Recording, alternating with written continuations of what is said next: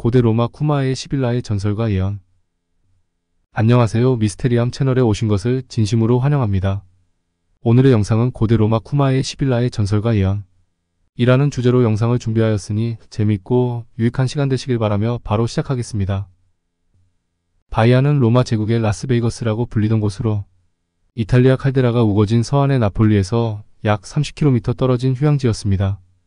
시인 장군 그리고 그 사이의 모든 사람들의 변덕을 충족시키기에 충분한 곳이었죠. 위대한 웅변가 키케로는 망가에서 태각하는 연설을 작곡했고 시인 버질과 박물학자 플리니는 회춘하는 공중목 욕탕이 닿는 곳에 거주지를 유지했습니다. 당시 부자와 권력자들이 그들의 법적인 일을 수행하던 장소이기도 했습니다. 로마의 파들은 파티를 위해 주말 여행을 떠났다고 합니다. 그곳이 바로 지금은 수중 도시가 되어버린 그 당시 최고의 유명 인사들의 아트이며 화려함의 대명사였던 바이아였습니다. 강력한 정치가들이 해변가에 자신들의 욕망을 마음껏 채울 수 있는 온열, 스파 모자이크 타일 수영장으로 호화로운 별장을 지었습니다. 고대 로마의 바이아는 단순한 휴양지뿐만 아니라 신화와 전설이 깃든 신비로운 장소였습니다. 이곳은 고대 로마 귀족들의 휴양지로 유명했지만 동시에 심해 속지하, 세계로의 입구가 있다는 전설로 잘 알려져 있던 곳이기도 했습니다. 바이아에 깃들어 있는 전설 한 가지를 소개하겠습니다. 바이아는 고대 그리스와 로마 신화에서 미래를 예언하는 여성 시빌과 관련된 전설로 유명합니다. 시빌은 바이아 근처에 위치한 지하세계 입구를 지키며 죽은 자들의 영혼이 지나가는 곳에서 미래를 예언했다고 전해집니다. 시빌의 예언은 단순한 미래 예측을 넘어서 고대 그리스와 로마 사회에서 신성한 지침으로 여겨졌습니다. 특히 쿠마의 시빌은 그녀의 예언을 통해 로마의 운명을 예고했으며 이는 로마인들에게 큰 영향을 미쳤습니다. 쿠마의 시빌은 로마 왕국의 마지막 왕 루키우스 타르퀴니우스에게 예언서를 바쳤다고 전해집니다. 이 예언서는 로마의 미래를 세세하게 기록한 것으로 로마인들은 이 예언서를 중요하게 여겼습니다. 특히 그녀는 그리스도의 탄생을 예언한 것으로 유명합니다. 쿠마의 시빌은 베르길리우스의 전원시 제사에서 그리스도의 탄생을 예언했다고 여겨졌습니다. 전설에 따르면 시빌은 아폴로로부터 영원히 살 수 있는 능력을 부여받았지만 영원히 젊을 수 있는 능력은 받지 못해 수세기 동안 늙어갔다고 합니다. 쿠마의 11일 로마 왕국의 마지막 왕인 루키우스 타르퀴니우스 스페르부스를 찾아가 예언서 9권을 바치며 막대한 돈을 지불하라고 요구했습니다. 타르퀴니우스는 웬 볼품없는 노파가 터무니없는 가격에 형편없는 책을 팔려고 한다며 거부했습니다. 그러자 11은 3권을 불태우고 나머지 6권을 같은 가격에 사라고 요구했습니다. 타르퀴니우스가 이번에도 거부하자 11은 또다시 3권을 불태운 뒤 마지막 3권을 같은 가격에 사라고 권했습니다. 타르퀴니우스는 그제야 그 책의 중요성을 깨닫고 3권을 원래 가격에 사기로 했습니다. 그는 이 책들을 로마로 가져가서 유피테르 신전 아래에 있는 지하실 석관에 보관하고 안 좋은 일이 생기거나 중대한 결정을 내려야 하는 상황이 오면 그 책을 열람했다고 합니다. 타르퀴니우스 혁명으로 축출되면서 왕정이 폐지되고 공화정이 들어선 후에도 10일의 예언서는 귀한 대접을 받았습니다. 처음에는 귀족 2명이 예언서 관리를 맡았고 기원전 367년에는 귀족과 평민각 5명씩으로 구성된 군의 벼슬아치들이 예언서를 관리했습니다. 이들은 대체로 전직 집정관이나 전직 무관이었습니다. 그들은 평생 이 직책을 맡았고 다른 모든 공직에서 면제되었습니다. 또한 예언서들을 철저히 안전하게 보관하고 책의 전반적인 내용에 대해 평생 비밀을 지켜야 했습니다. 그들은 원로원의 명령이 내려지면 유피테르 신전 지하실 석관에 보관된 예언서를 살펴보고 특정 문구를 찾아내서 원로원에 알리는 역할을 수행했습니다. 로마인들은 전염병이 창궐하거나 자연재해가 발생하거나 전쟁에서 패하는 등 국난에 처할 때마다 예언서를 살펴보고 그 사건에 가장 적합한 예언을 찾고 이를 해결하는 정책에 반영했습니다. 고대 기록에는 로마 정부가 예언서에 따라 정책을 집행한 수많은 사례가 열거되어 있습니다. 기원전 390년 알리아 전투 패전으로 로마가 트인 게 짓밟힌 뒤 독재관 마르쿠스 퓨리우스 카밀루스는 신전을 재건하고 정화를 실시하는 절차를 어떻게 수행할지 알아보기 위해 10일의 예언서를 참고했습니다. 기원전 218년 겨울 한니발 바르카가 이끄는 카르타고 군이 트레비아 전투에서 로마군을 상대로 완승을 거두자 로마인들은 10일의 예언서에 따라 대규모 희생제를 치렀습니다. 그럼에도 한니발이 연이은 승리를 거둔 끝에 기원전 216년 칸나이 전투에서 7만에 달하는 로마군을 괴멸시키자 원로원은 예언서에서 인간을 희생제물로 삼으라는 예언을 발견하고 그리스인 2명과 갈리아인 남녀 2명, 총 4명을 포름에 생매장했습니다.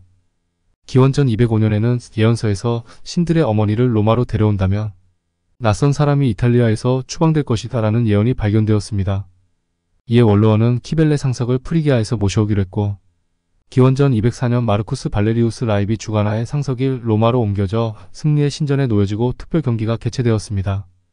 이후에도 재난이 닥치거나 국가의 중대한 결정을 내릴 때마다 고대 시빌라 예언서는 라의 내전이 진행되던 기원전 83년 로마에서 발생한 화재로 소실되었습니다. 이에 원로원은 사모스, 시칠리아, 에트루리아, 아프리카 등 각지 사원들의 사절들을 보내 시빌라가 남겼다는 예언서들을 가져오게 했습니다.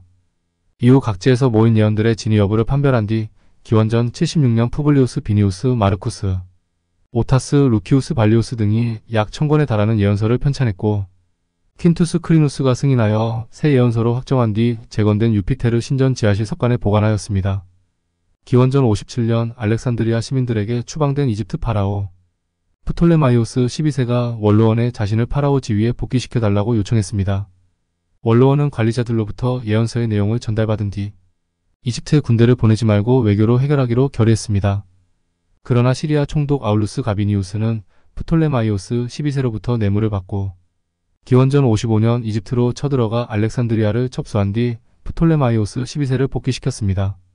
그런데 기원전 54년 티베르 강이 범람하면서 로마시가 피해를 입자 로마인들은 이를 신이 천벌을 내린 것이라 여기고 가비니우스를 신성모독 혐의로 재판에 회부했습니다.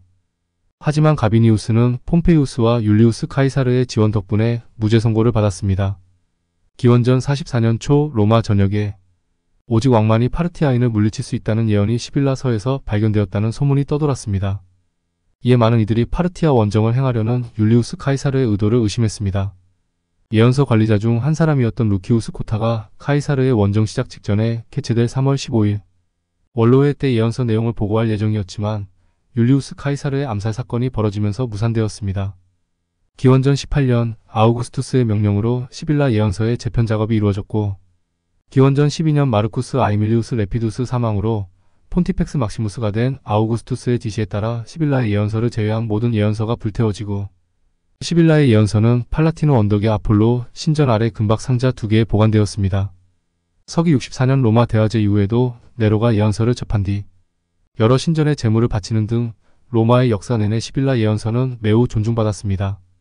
그러나 363년 율리아누스의 페르시아 원정 때 열람했음을 끝으로 더 이상 로마 정부에게 존중받는 대상이 아니었습니다. 이는 그리스도교가 로마의 대중종교, 국교가 되었기 때문이었습니다.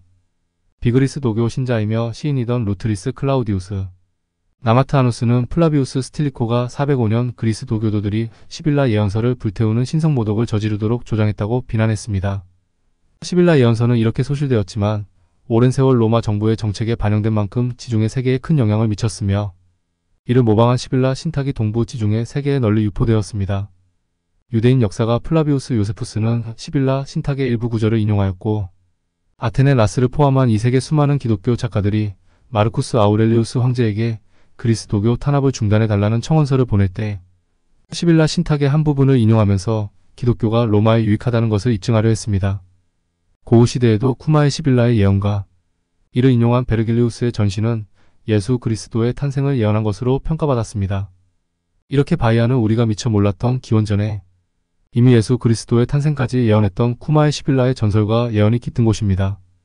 바이아가 지진이나 자연재해로 인해 지각이 변동하면 육지에 있던 도시가 물에 잠겨 수중 도시가 되기까지 최고로 화려한 휴양지로 부각되며 많은 도시들이 최고의 스타들을 위한 쾌락의 장소였습니다. 그 당시 세계에서 최고로 화려했던 문명의 꽃을 피운 곳입니다. 오늘의 영상을 어떻게 보셨는지요? 좀 더 다양하고 재미있는 또 다른 영상을 준비하기 위한 좋아요, 구독 부탁드리며 지금까지 미스테리함이었습니다. 감사합니다.